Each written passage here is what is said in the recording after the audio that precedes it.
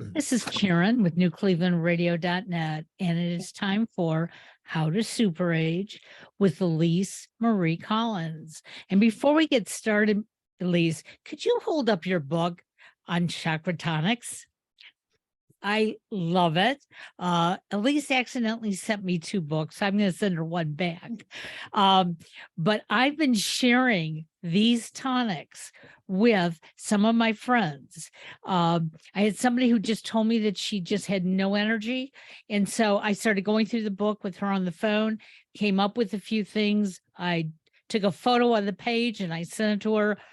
And she says to me, now she's got energy. So I love it. So you just told me something exciting though about the book. So you want to just sort of like announce it? Yes, I have an announcement. I'm going to ask everyone for a favor. My book, Chakra Tonics, Essential Elixirs for the Mind, Body, and Spirit, has been nominated for an OMMIE, like chanting. And I want to ask you a favor because to get to the next level, I need your vote. So I will drop a link in the show notes. You can vote through February 28th. Is it a leap year or February 29th? I can't remember. It's not a leap year this year. Okay, so February 28th, voting ends. And I have found so much healing and inspiration in the wisdom of the chakras, and clearly others are finding it too, even finding energy. So the chakras help me to tap into, sometimes we can think, oh, the glass is half empty, or we think maybe we're not really, like my teacher says, one of my yoga teachers says, we have an inherent goodness. And so studying the chakras gave me faith that we all have an inherent goodness, and we just need to keep uplifting that and bringing that out daily through I use drinks and through affirmations and intentions. And I'm so excited to introduce our guest today because he has a lot to say on those subjects. So I'm going to give him a formal introduction, but I sort of gave you some hints because he has a lot about intentions and really positive mindset where he's a very resilient person. And guess what? His name is Allen Klein, and he's the world's only Jollyologist. So I can't wait to hear about that. I want to get certified. Okay. And he's showing audiences around the world how to find humor and positivity in life's not so funny stuff. Yeah, it's easy to find humor in things that are light, but how do you find it in like the dark, deep stuff? So he's going to let us know. He's an award-winning speaker, TEDx presenter on the power of intention, and he's the author of over 30 books. Whoa. And including his latest, which is The Awe Factor. And he's also written a book called The Healing Power of Humor, Embracing Life After Loss, which is important if we're wanting to live a long and healthy life, because we're going to experience loss. There's no way around that. So I can't wait to hear more about Allen Klein. Allen, did I leave anything out of this intro that you want to? No, I mean, yes and no. There's lots more we could say, but I don't want to take up the whole time here with my intro. Let me just say, I always like to start with a little smile on people's face. So this sometimes will do that, no matter what kind of day they're having. I love it. And for those of you listening only, he just put a big red nose, a clown nose on, and it brought a smile to our faces. Okay. I know that you told me in our pre-interview your age, and I'd love for you to tell the audience how old you are and why are you so transparent? Because some people try to hide their age. They might be like you trying to get keynote speeches, but they might be like, oh, I'm this age, or they're not saying it. Like, I love that you're upfront about your age. Can you tell us a bit about who you are and how you got to this year in your life? Sure. So I'm going to be 85 on April 26th. I don't feel 85, except some days when, this is hurting or that's hurting. But I always love to celebrate milestone birthdays. So this one I just finalized it yesterday. There's a nightclub in San Francisco called Feinstein's at the Nico Hotel. And I just rented it. I just hired a couple of singers. I hired a musical coordinator. I'm writing the script, and it's all about, I grew up in New York City and I love Broadway shows, particularly Broadway musicals. And so I'm putting together a script of how Broadway musicals have kind of helped me get through my life. The jolly songs, the funny songs, the heart-wrenching songs, the songs that help me heal. And then I'll tell all these little stories, and then the singer will sing that song. Oh, I So, love it. Wow. all of your listeners are invited. No, Oh, okay.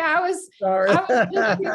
I was gonna say like, hey, how can I crash that party? I'm in the area. Yeah, I'd Close. love to, but there's a limited space for guests, so I can't do that, unfortunately. But other milestones parties. Once I had a high tea Alice in Wonderland birthday party at the Fairmont Hotel, and I had characters from Alice in Wonderland, and it was fabulous. And then Wow. one of them, to celebrate the 70s, the disco era, and I used to dance at a lot of discos. I would love disco music. So I hired a restaurant nightclub here that had disco dancers and music and gender illusionists, and that was an incredible party too. So why not celebrate your age? I mean, to get to 85 is like a milestone for me, at least. And I want to celebrate it, and I want to create a memory for people, because I think that's what we're doing at parties. We're creating a memory, and I want a big, positive, uplifting, musical memory for 85. That's so true. I love that. That is beautiful. I'm wondering what is a Jollyologist and how do you get certified? You don't get certified, you make it up. I believe you could be whatever you want in this life, and so because I taught therapeutic humor for over 20 years, I called myself a Jollyologist. And at first I started with Gelotologist, and Gelos, Gelos in Greek means study laughter, and ology is study of laughter. So I called myself a Gelotologist, but people thought I made that wiggly dessert. So I changed it to Jollyologist. It's copyright, trademarked, and I'm the only Jollyologist in the world. Nice, nice. And when you worked with doing therapeutic humor, what kind of work did you do? Did you work one-on-one or in groups, or how did you help people with Jolly? Yeah, sometimes one-on-one, but mostly I work with people who were stressed out. So this was my main area, was in the healthcare field. So I would speak a lot at conferences, either doing keynote speeches or doing all-day or half-day workshops.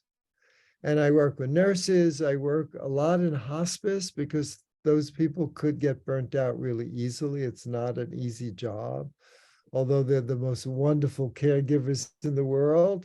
So I work, sometimes I work with businesses, but I found businesses were more into making money, tell me how to make more money. And that was not my expertise.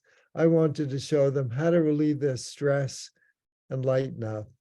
And so it was healthcare, it was teachers, it was food service workers, and mostly healthcare nurses, people, healthcare administrators, people like that. Nice. I know that you have a TED Talk, And in your TED Talk, you talk a lot about the power of intention, which I think it's so important throughout life. Can you tell us a little bit about how setting intentions has helped you to accomplish a lot in your life? Right. Well, let me reach here because in the TED Talk, I have 5 ways, and I think this could help your listeners about how to harness the power of intention. So the first, I think, is really be clear what you want. When I was 7 years old, I was taken to my first Broadway show. And from then on, I wanted to be a scenic designer. I was really, really clear that is what I wanted to be. And so I did summer stock, I did everything I could to find out and get experience in it, summer stock. And I was really clear that, and I finally got into Yale Drama School, and it was a 3-year master's. I was kicked out after the first year. They said I had no talent. And I realized nobody could tell me what I could do or not do. And so I went back to New York City. I got an apprentice in the union.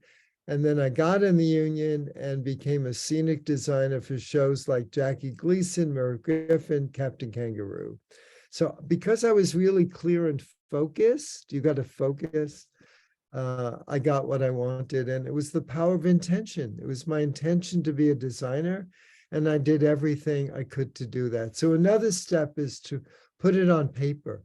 Write down what you want to do or be, and the steps it might take to do it.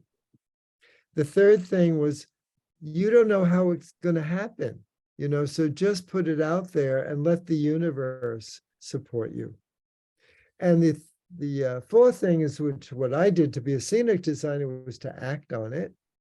And the third thing was to lighten up, because you don't know when things are going to happen. So don't get, too serious about it. And keep working at it. Keep putting out that intention, affirmations on your paper, your list, and it will happen. Okay, so let me see if I can remember. You had be clear. Let's see. Oops. Write it down. Write it down. I'm forgetting them. I know one was lighten up. Yeah, you don't and have to know how it will happen. don't have- Just put out your power of intention, and the world starts answering you. and act And on act on it. You can't just think it up here. That's Yeah. nice, but you got to act on what you want to happen. Did you want to say something, Karen? No, I'm just listening. I'm like so fascinated. Yeah. I do have a question about act on it, because I heard you say that you were kicked out of Yale Drama School in your favorite, what you wanted to do since you're 7. Like, how did you act on that? How did you not let that get you down? Well, I cried for many days. Okay. And then I actually called my mom, and she said, Allen, everything will turn out for the best. And so I think, and this is, I think, why I've lived to almost 85, is attitude. First of all, realizing that nobody could tell me what I can't do. And nobody could tell you what you can't do. You know what you can do. And so you go and do it. I took classes. I failed the union test the first time. It's a very difficult test, but I tried again. Again, nobody could tell me, nobody could fail me in what I want to do. So it's kind of a mindset. And I realized my mom was really positive her whole life. My dad was very negative. So one of the things I tried to be more positive by, listening more to my mom than my dad. And I also realized, that people like to be around positive people. So try to be, even in the negative times when I was kicked out of Yale, just try to be as positive as I could. And then hang around with people that were already scenic designers. You know, when I wanted to be a professional speaker, I almost felt, I thought, I have this message. I want to tell people to lighten up no matter what. And yet I could not get up and speak. I almost failed speech in college. I got a D in like public speaking, but I had, I wanted to share a message, and that message was about therapeutic humor. And the reason for that was because my wife died at the age of 34. Oh. And she had a terminal illness and she was 31. But we continued to laugh a lot together. And I realized how that laughter helped us rise above any situation. And so I wanted to share that message with the world. And so I had to get up and speak. I had to tell people about how humor helped me get on with my life.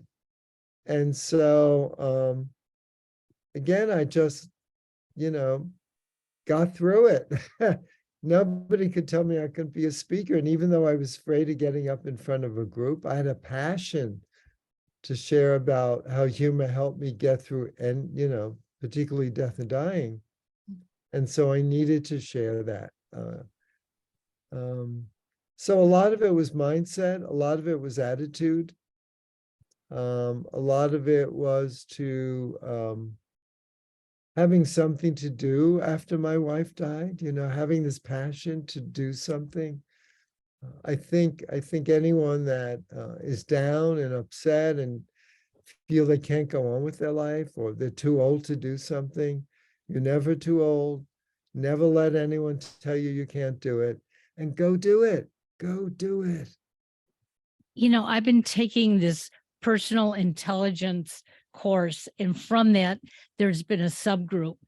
And that's the message that we all have gained, is that with all the negative thoughts that have been put into our heads by parents, friends, spouses, we believed it because we believed in those people. But now when you can start believing in yourself, you can realize that there are things you can do. And maybe you're not going to do them as well as somebody may want you to do it, but it's not their judgment. It's up to you to do what makes you feel good. And, like you, Alan, I believe that we can be any age and do whatever we want. And I didn't believe that 10 years ago, but I'm 72 going on 73. And let me tell you, I just look every day for something new to accomplish. Great. That's it. Attitude, mindset, intention. Every morning when I wake up, I have this little happy song I sing, and it's like, what do I want to accomplish today? What do I want to do today? And one of the things sometimes I realize, and that's why I've written so many books, is we are happiest when we're serving other people. Even if you're down that day, you go volunteer somewhere, you help somebody, your downness, I just made up a word, whatever. Your downtime, you don't think about yourself, you're helping others. And so helping others lifts you up too. I love it. I love it. Can you tell us a little bit about your latest book? Because I understand it's the awe factor, and I think it's about awe and wonder. How does that fit in with all these amazing concepts that you've already dropped on us? Right. So the newest book, for those that can see this, is the awe factor, AWE. And I wrote this book because I realized there was so much awe in my life, and there's a lot of definitions about it, the scientists, the dictionary. My simple little, yes, you can remember what awe is the acronym AWE, a wow event. So every time you come to a wow event, whatever, small, big, whatever it is, looking in a baby's eyes. I have a bunch of tulips growing now, and I look inside and they're just amazing sometimes. The colors, other flowers, the smell, just simple things sometimes. We are just surrounded by awe, and we forget about it. And there's a whole new science. Only in the last 14, 15 years, our research is looking into awe. And it doesn't take a lot, and it can give us so much. They claim it could help heal inflammation, that it could make us happier and healthier. And it's not you don't have to go to Niagara Falls or the Grand Canyon. There's one study that came out a couple of years ago about going on an awe walk. And they took two groups of people, mostly older people, and told them to go into the nature. And one group, they just said, go into nature and report back. And the other said, go into nature and try to find something that amazes you, that awes you. And the group that came back and had no prompt about finding awe said, well, nothing, they saw some pretty things, but basically they were thinking about stress in their life and what they had to do and hadn't done. And one woman was going on vacation and she said, I hadn't packed and I hadn't bought what I need to do. And the other group said, I was happier on those walks. I felt more upbeat on those walks. And I felt more positive emotion. I connected more to other people and to the universe. And all they did was take an all walk in nature for 15 minutes a day, once a week. So, Wow. and I can go into a lot more studies. I have some in the book about getting more awe in your life and what it can do for you.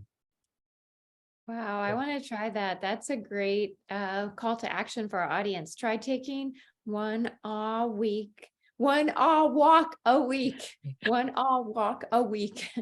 And I think even taking pictures, I remember hearing that story where you said you could even take a picture of what was giving you that sense of awe. And putting that on your wall. I always have this in front of me, I grew this iris for people that can see in my garden. Wow.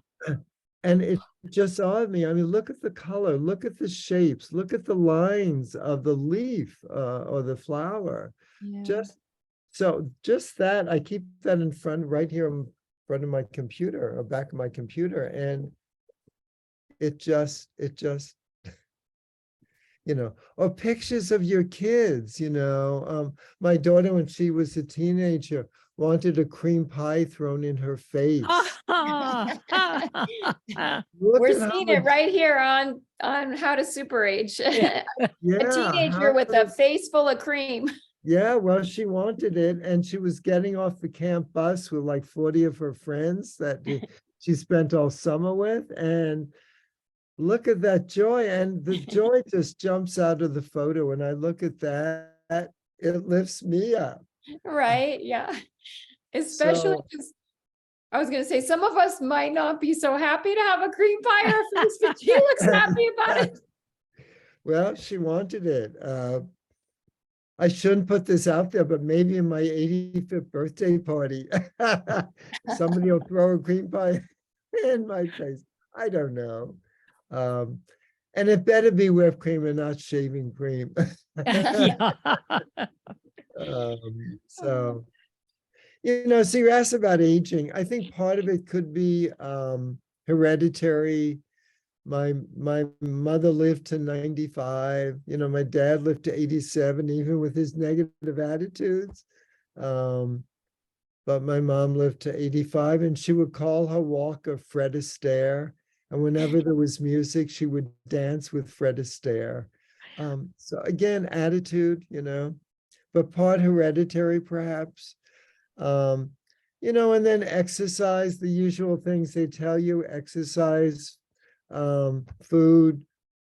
I grew up, there was no preservative in foods like there are now. So maybe that helped me. I grew up in the Bronx. We didn't have an elevator. It was a 5th floor walk up. So every day I would get, up and down, 5 flights of steps, exercise every single day. Maybe that was it. I don't know. But, I think mindset, trying not to be negative, and do what you love, every day. I'm now writing the script for the show. I'm writing a keynote speech for my humor conference. Yes, there is a humor conference. If anyone wants to know, it's put on by the Association for Applied and Therapeutic Humor. So Okay. they can go to aath.org, aath.org. It's I'm the end writing. of April. And guess what? I'm a keynote speaker talking about the connection between humor and awe. Okay.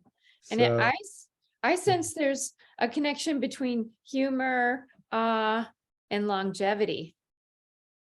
yes, a lot of, and music too. A lot of, what I found is a lot of conductors have lived into their 90s. And I think it's that exercise, their arms, which as related to the heart. I don't know. Somebody Yeah. probably has done research on that and look on the internet. Yeah. The connection between humor and music. Yeah, I think, as I say, my mom lived to 95 and she was very joyous and made fun of a lot of things all the time. And so, Yeah. I'm also wondering, because one of the things I notice about you, just knowing you from Brenda and Mango Publishing, that it's not just the way you look, it's really your energy, your vibrancy. And I don't like to always say this, but it's like you're viable, visible, relevant. And sometimes that's what's thrown at us as we age, that we can't be that, if that makes sense. Oh, you're over. It's like you're not up with the trends. But I think you're somebody who's really confronting that in a positive way. You are yourself. You're not trying to be somebody else. You're not trying to be, a hipster. You're a hipster on your own. You're just very hip. So what about you? How do you stay so vibrant and hip in a way that is authentic, not like a wannabe hipster? yeah. Well, again, I think it's passion. Do what I love. So I love to write. I love to share what keeps me going, the humor, looking for awe. One thing, I walk my dog every day, so I get my exercise that way. But one thing on the walk, I'm always looking for faces in odd places. So like I'll look across the street and there's this house that has 2 windows above and this big window below. So and the shades are only posh ways, so it looks like eyes, and they have some kind of red curtain on the bottom window, and so it looks like a mouth. I can't show your listeners, but I have tons of photos, and now people are sending me photos of photos they take or find on the internet, and it is so amazing. I just cooked some rice yesterday, and I noticed on the part of the rice machine, there's like 2 little holes and a mouth. And again, I took a photo, it looked like a face. I don't know, just having this curiosity. And, I think I used to be a designer for Captain Kangaroo at CBS television. And I think I look at the world now through childlike eyes because of that show. Because I designed the show almost 10 years and I had to look at the world through childlike eyes. Like a bunny rabbit was trying to trick Mr. Green Jeans out of getting some carrots. I'd have to make a machine that would do that. And so How would a kid do that? They would take an old cardboard box. They would get a strainer or something from the kitchen. They would paste some buttons on here for the knobs. They would color it with crayons. And so I think as I get older, I'm thinking more and more like a child, that the world is my playground. And I'm looking for funny things, particularly faces in odd places. I love that. So, and my passion for writing and sharing with people, just looking for funny things. I'm not a big fan of jokes, although if you can tell a good joke, that's great. I don't tell a good joke, but I'd more look for the funny things in my life, Yeah. and I try to share those. So that may be one of the distinctions of a jollyologist versus a comedian Yeah, or yeah, stand-up comic. yeah. I always felt I'm a humor educator. Mhm. I want to give you tools, tips, and techniques of how to lighten up. Mhm. Because when I asked in my workshops how many could tell a good joke, maybe 5 people out of 100 raised their hand. So most people cannot tell a good joke. So then people go, they associated joke telling with humor. Well, how do you find humor? Well, you look around. There is, at funerals, people look in the coffin and go, the deceased never look so good. Yeah. There's even at funerals, there's laughter. So there's laughter all around. Just, folks lighten up and look for it. Yeah, I love that. As I'm listening to Alan talk about your parents and the difference, your mother being very positive, your father being more of a negative. Both of my parents had a very positive outlook on life. My mother, talking about not being able to tell a joke, she couldn't tell it the right way, but she was funnier telling it the wrong way. Right. And so she was known for, making you laugh over something that made no sense. But one of the things they both taught us was when you're sad, if you would just turn around, you're going to see there's something happy there as well. Mhm. And the first time I really learned that was when my mother's mother passed away. And we were sitting Shiva, and people are sitting around laughing and telling stories. And I was 9 years old, and I said, "You're not allowed to laugh. You should be crying." And my mother said to me, "There's always time to cry, but now it's time to laugh." And Right. I've remembered that in all the sad times of my life. Wait a second, where's that laughter? I got to go back and find it. Right. Right. Yeah. And what did you just say? You said intention. I had to go back and find it. It was my intention to find it. So I can't emphasize enough how big that word could be in your life. Set your intention when you wake up in the morning for whatever you want, Set your intention to find humor that day, to find awe that day, to have a word that day that might influence you, an affirmation. I took a workshop a couple of years ago, and the teacher gave us a word for the day, and we had to go out and find something related to that.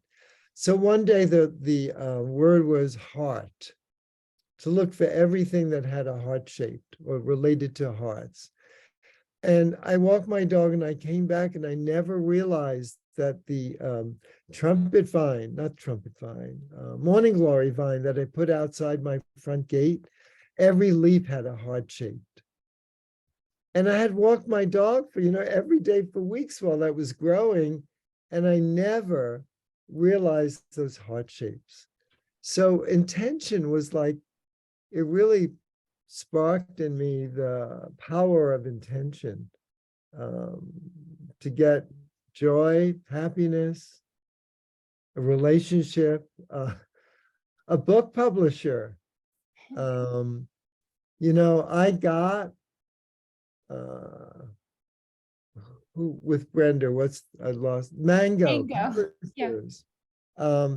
Because I was had books published by another publisher and they closed their offices. And so I made a little, do I have it here? A little card that said, the perfect publisher will find me. Because I was looking for a publisher that would take those 8 books and republish them. And it's the way I met Brenda.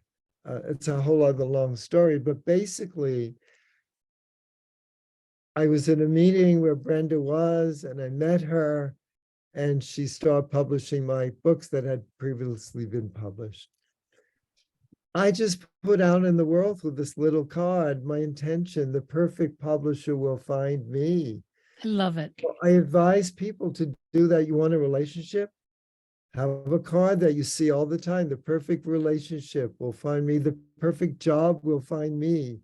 And just watch how the universe starts supporting you in doing that. That's awesome. Is there any advice for someone who is feeling a little bit less hope than you? Because I could see where some people might say, well, I tried that. Is there like a baby step or some tip you could share with someone who's not feeling as hopeful? Oh, God. You give people advice and then they, oh, I tried that. That's not going to work. It didn't work that time. Try it again. Yeah. Do it again. My first book, we had to send the proposal out to 11 publishers, got 11 rejections. The 12th published the book, Healing Power of Humor, now in a 40th printing, over 40 printings and over 9 foreign languages. What if I had stopped at 11 and said, oh, I've tried it. I've tried it 11 times. It didn't work. I am not sending the book out anymore. It would have never been published. It was that 12th, do it again. What can I say to people who say I've done that? Only do it again. Try it again. Write an affirmation again. I don't know, whatever you want to do, go to a meeting where you might meet other publishers or authors if you want to get a book published. You want to get a job, send out your resume again. Don't tell me you've done it 100 times. It could be the 101st. Yeah. that you get the publisher or find your relationship. This is the 50th meet and greet or a party I've been to looking for a mate. Could have been the 51st. Yeah. Do it again. That's what I would tell them. Excellent advice. So incredible to have you. Can you tell our listeners maybe your website or where to get your books? Sure. Tell us more about where we can find out and dig deeper, because you've just dropped so many gems of wisdom. Yeah, thank you. And thank you for asking me to be on the show. I love chatting. I love spreading what I know. And if it helps just one other person, I've done my job. So Absolutely. you can find out more about me on my website, www.allenklein.com. They need to spell that right. So each name could be spelled different ways. So it's www.allen, ALLEN, Klein, KLEIN.com. allenklein.com. My books, either on my website or any major book publisher, bookstore, or online, Amazon, Barnes and Noble, through my publisher. I have several. My current one is, Mango Publishing. My previous one was Viva Publishing, and all the way back to Putnam. And so look for my books at like Amazon and places like that. They're all there. Thank you so much. It's been amazing to spend this time with you, and I'm still going to try to crash your party. Yeah. All right, I'll look for you. I'll tell the security, look for this women. I'll be there with a pie, a whipped Yeah. cream pie. A whipped Yeah, cream you're pie. with the pie. You can come in. Thank you so much. Thank You've you been again. great. Have a Thank great you. day. You Bye-bye too. now. Have a great Bye. life. Yes. Yes.